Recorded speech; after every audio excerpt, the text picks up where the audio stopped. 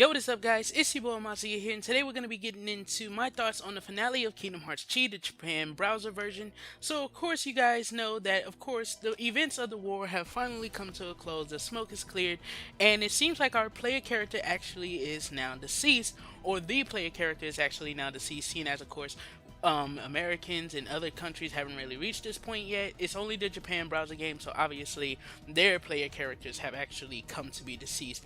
Now we know that Kingdom Hearts Unchained Key is going to be moving into a season 2. I believe that was confirmed around the same time that Kingdom Hearts Chi, the Japan browser game, was confirmed to be ending in September 2016. So pretty much servers are going to go down, and there won't be any access unless fans pretty much open servers. But usually, because of the fact that, of course, somehow it's illegal for someone to make a server and like pretty much provide it to other countries and stuff like that, somehow that's illegal for them to really do it, especially when the company closes down the service. I don't know why it is that way, but it is what it is.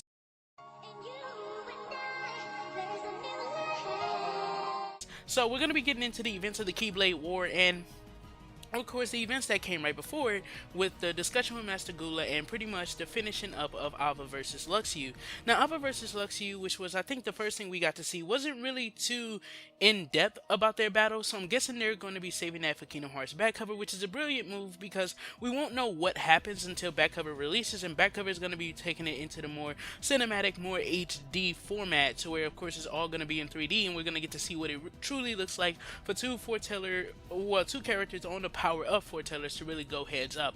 And for what we got to see thus far, I mean, with Ava using that one move and stuff on Luxu, we got to see to where like there was a rippling effect to where it seemed like they sent a huge shockwave across the world, and that same shockwave is what rung the bell, or what urged the clock to move to ring the bell of war, and that was pretty cool, and I can't wait to see that in back cover.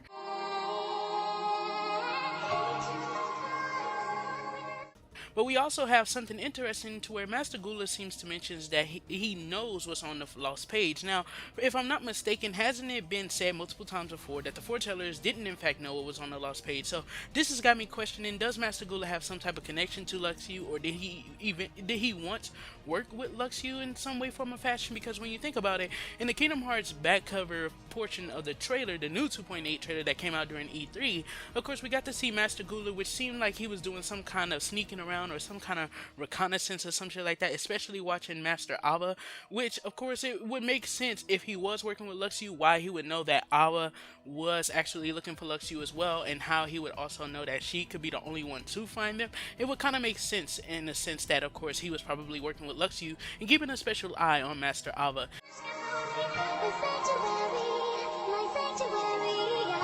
Now we have the Dark Charity as well, who pretty much is the darkness of the player, I'm guessing. It seems like he's the darkness and the questioning part of the player, and he manifested into that because of course the player was with the other charity, which is the charity, the one that you get to see and stuff most of the time.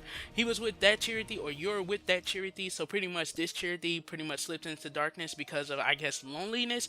And it kind of, I think charities are connected to their players, so if charities are connected to their players, then it's kind of understandable that you would, or I mean that it would fall into your darkness and stuff like that and have your thoughts in its mind, such as of course like questioning certain things that happens inside of the worlds, or why you're doing certain things like that. And that's what it seems to be about.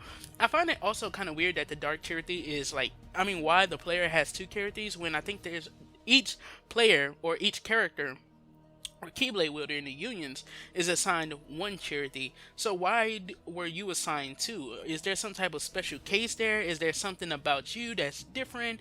Who knows, man? At first I was thinking that its origins was going to be from Luxu, like Luxu used it to pretty much, kind of do not necessarily reconnaissance, but really like try and build like a dark army to fight the unions. I felt like that what was going to happen, but apparently that's not the case, with it actually being connected to you, the player yourself.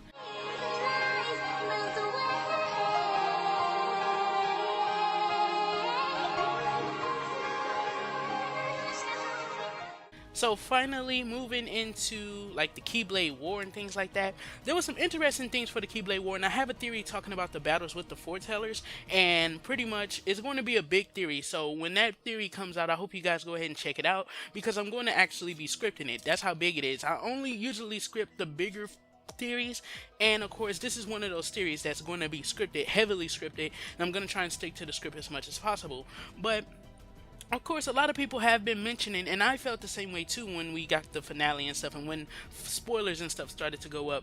Where the hell was the X-Blade during this fight? And I think I have an explanation for that, but that's also going to be tied into that theory. So, of course, again, go check out that theory. But I must say that the player definitely doesn't seem to be like as weak as they were, or even, of course, this could potentially not be what it's presented to be, and that falls into the theory as well. So definitely, again, check out the theory, man. It's going to be a big theory, so if you want to see it, hit that subscribe button, because it's going to be my next video after the video that's going to be coming after this, which is a video I promised someone. So definitely this video and that video are connected. So the battles, I love the battles. I think the battles was kind of cool. I love the setup as well. One of the coolest things that I think we got to see was Master Era pretty much stopping Said from advancing with like one arm. I thought that was pretty cool, because if I'm not mistaken, didn't they say, I think that Era was the strongest, or Era is like the second strongest, I think he is. And of course, him just stopping Said with one arm was pretty fucking dope. Like, just like when he came down and he tried to strike him, and he was just like, yo dude, just fucking fuck off, dog. You're not ready, son. You're not ready. It was just so cool, man. I cannot wait to see back cover all of these fights, and of course HD and stuff like that. Now, there is one thing I can say for certain, and that's about the X-Blade. I think the X-Blade will be in back cover, but it's not here, because the foretellers will fight the Master of Masters. I also have spoken about, I mean, yeah, I did mention that earlier, how I feel the Master of Masters is the wielder of the X-Blade, seeing as Luxu has the most ancient Keyblade of all time. And since, of course, he would be that wielder, then I'm guessing either the foretellers come together and fight him, and that's how Kingdom Hearts recedes into the darkness with the destruction of the X-Blade, the 12 pieces of, I mean, the 13 pieces of darkness and the 7 pieces of light. I think that's how that winds up happening. And then, of course, we may also have Luxu, who may strike him down when he comes to the Keyblade Graveyard after the death of the player. So definitely it seems like more is going to happen, especially since we didn't get to see the Foreteller's Keyblades amongst the Keyblades in the Keyblade Graveyard. I'm guessing that they were still alive and they were still having their fights and stuff like that. And then, of course, the Master of Masters may appear and probably try to stop them from fighting. But then, of course, he may reveal something to them like, oh, this was his doing and stuff like that, and how he was done with the Union system and stuff like that. And maybe they'll fight him because, of course, they're connected to their Union members. Of course, they love their unions. So that's why they went to war. So I could definitely see it to where they would actually fight their master, especially with someone like Said, who already doesn't like the intentions of the Master of Masters, or feel like they should betray the Master's teachings to actually protect the world themselves. And I feel like, of course, that's going to cause some kind of conflict, which is going to explain why the hell the X-Blade wasn't in the finale, because I think it has something to do more so with the foretellers. Maybe they will go to some other place and fight, or maybe, of course, this isn't going to be the area where they settle this. Maybe they'll settle it in the Badlands, or maybe they'll settle it where, if you remember, when you go into the Keyblade Graveyard for the first time with, I think, every single one of the characters, when they walk out of that little area and stuff where you can go back and get those 2 chests, if I'm not mistaken, one of them I think is the map of the area.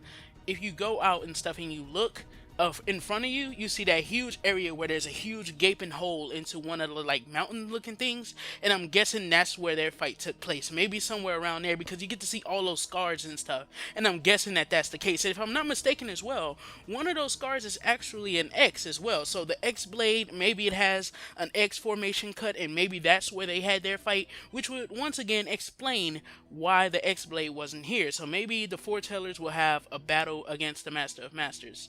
But let me know what you guys think about it. I felt the finale was very impactful. It was very emotional too. Like, one thing I think a lot of people didn't pick up on is that they finally added a concept of death into the Kingdom Hearts series. As we know, Xehanort is going to be meeting his end in Kingdom Hearts 3, so that concept of death needed to be built before Xehanort actually gets struck down, and we finally have one if our player character did in fact die. So thank you guys for tuning into the video. This has been your boy Masia, just sharing my thoughts on the Kingdom Hearts Chi Japan browser game finale, and I'm going to catch you guys in the next one.